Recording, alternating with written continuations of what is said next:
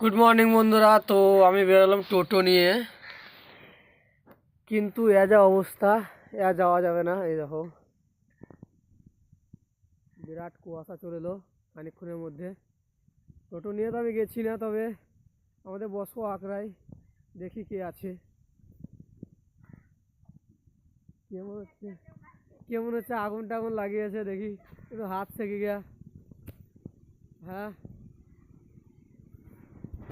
এই দেখো সকাল সকাল আগুন সেকছে।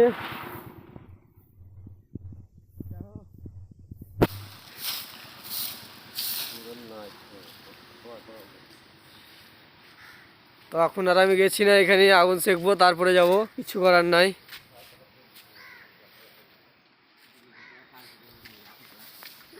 আহ, না না, ভিডিও